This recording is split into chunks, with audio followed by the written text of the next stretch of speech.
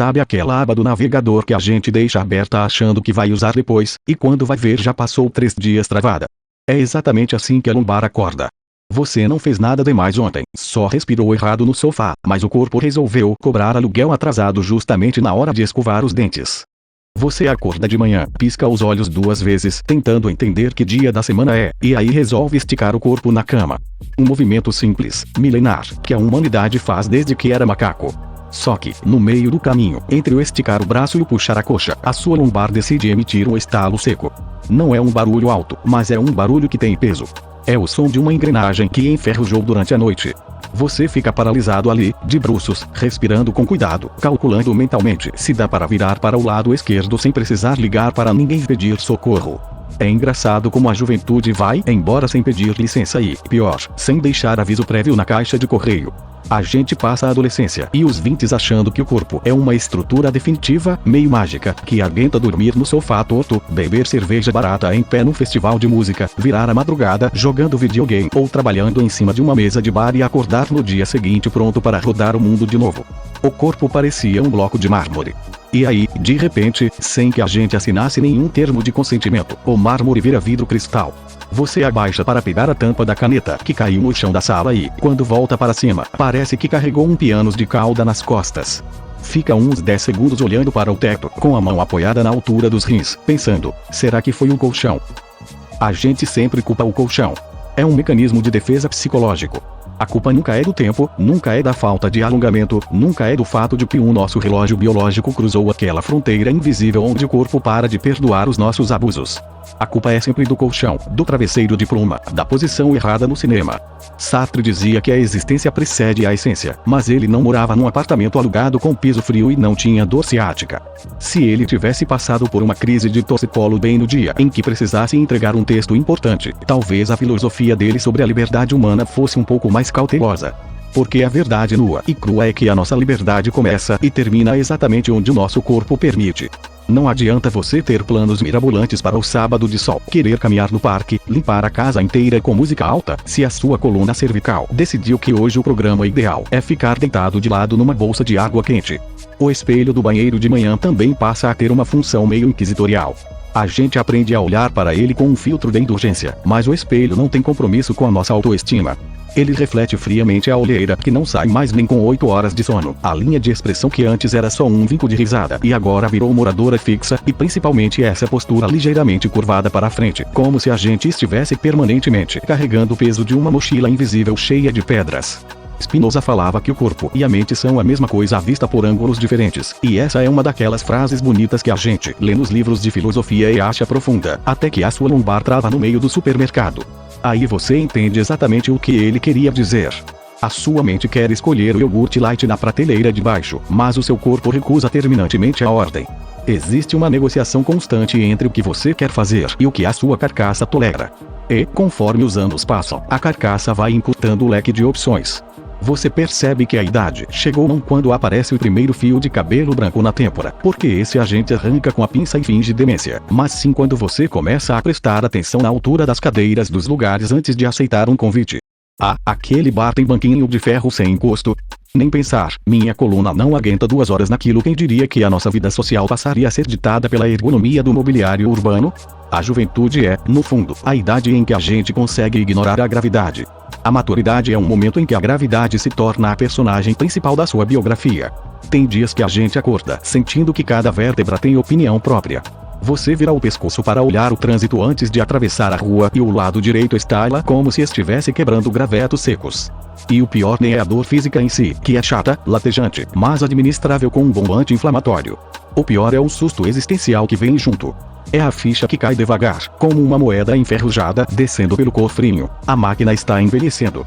A gente gasta uma energia monumental tentando parecer jovem para os outros, postando foto com luz boa, usando corte de cabelo que disfarça a entrada na testa, mas o corpo não colabora com a farsa. Ele é um delator implacável. Ele entrega a sua idade real toda vez que você levanta do sofá emitindo aquele som inconfundível, um "oh" gutural que sai da alma, misturando alívio e cansaço, que nenhum jovem de 20 anos emite. Aquilo não é só um som, é o resumo acústico da gravidade da vida. Schopenhauer dizia que a vida oscila entre a dor e o tédio, mas ele esqueceu de incluir a dor nas costas como uma categoria filosófica autônoma. Porque ela não é só um incômodo físico, ela é um lembrete constante da nossa finitude. Cada fisgada na lombar é o relógio biológico tic-taqueando baixinho, sussurrando que o estoque de milagres gratuitos do organismo acabou. Nos 20 anos, você podia dormir no chão duro da sala do amigo depois de uma festa e acordar com 0 consequências. Aos 30 e poucos, se você dorme com o braço um pouco torto debaixo do travesseiro, o seu braço esquerdo inteiro simplesmente adormece e você passa o dia seguinte digitando com 3 dedos, sentindo formigar até a alma. A gente vai acumulando pequenas manias de velho sem perceber a transição. Compra um tênis mais confortável, não porque achou bonito, mas porque a sola tem amortecedor de gel. Começa a recusar som alto em festa porque o grave está vibrando direto no meu labirinto. Passa a olhar para o clima chuvoso não com aquela poesia melancólica dos poetas românticos, mas com um calafrio na junta do joelho direito que avisa com precisão suíça que a frente fria está chegando antes mesmo do aplicativo do celular atualizar a previsão do tempo. E é curioso como a gente tenta negociar com o próprio esqueleto, né? Você acorda aquela manhã com o pescoço travado, olhando torto para a parede, e em vez de aceitar que a carcaça tá pedindo manutenção, você começa a inventar teorias da conspiração sobre o seu próprio colchão. Ah, mas eu virei de lado no ângulo errado. Foi aquela corrente de ar do ventilador. Você culpa o travesseiro, culpa a temperatura, culpa a blusa que tava meio úmida. Qualquer coisa, menos admitir o óbvio. O tempo passa, e ele deixa recibo.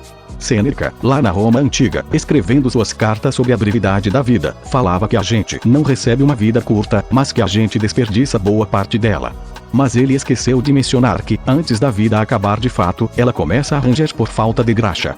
Os romanos não tinham a experiência de sentar em uma cadeira de escritório gamer com design futurista por 4 horas seguidas e levantar parecendo um boneco de Olinda feito de madeira compensada.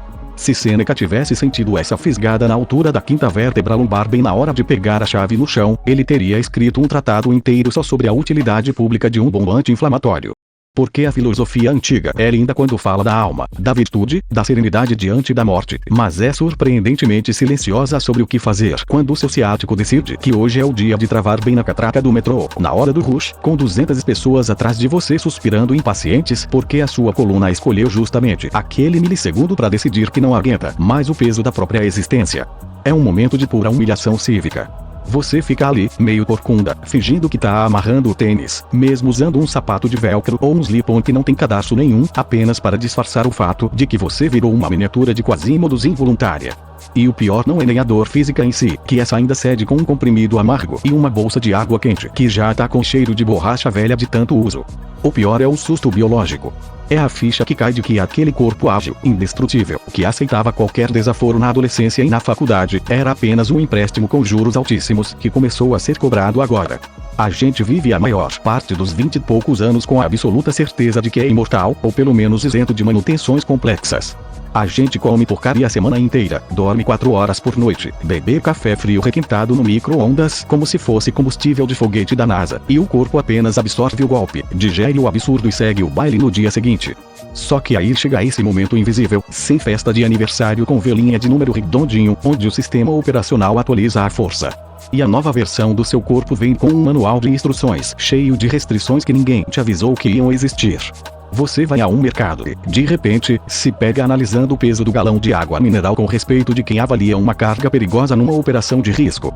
Você não carrega mais a sacola pesada no ombro esquerdo porque descobriu que isso desalinha a sua bacia e faz a sua lombar reclamar em bofetadas invisíveis pelo resto da tarde. Você vira uma pessoa metódica, quase científica, na hora de pegar um objeto no chão. Flexiona os joelhos, mantém a coluna reta, usa a força da coxa, tudo para proteger o santuário sagrado que virou a sua lombar. E percebe, com uma ponta de melancolia irônica, que a maturidade não chega com grandes revelações místicas no alto de uma montanha. Ela chega com o estalo seco na cartilagem enquanto você tenta alcançar o controle remoto que caiu embaixo do sofá. É o espírito do tempo habitando a sua carne, te lembrando que a gravidade vence todo mundo, cedo ou tarde. No fim das contas, cuidar da coluna e aceitar que o tempo passou não é sobre virar marombeiro de final de semana ou entrar numa pira de saúde eterna que vai te deixar obcecado com o que bota no prato. É só sobre abaixar a crista. É olhar pro espelho de manhã, ver aquela olheira que não sai nem com milagre, sentir o joelho estalar ao levantar da cama, e em vez de entrar em pânico com o fim da juventude, dar um sorriso meio torto pro próprio reflexo. A vida cobra o aluguel, e o pagamento é em forma de desgaste articular. Fazer o quê? O jeito é comprar um bom travesseiro anatômico, aceitar que o chão duro nunca mais vai ser uma opção de descanso, e lembrar que, enquanto a gente tá aqui reclamando da junta que range, ainda tem muito café pra passar e muito dia esquisito pra atravessar. É isso. Vai lá esticar a coluna com cuidado, toma um copo d'água e vai viver o teu dia, sem pressa pra não travar de novo. Se achou que era robô, olha a cara. E deixa o like, faz favor.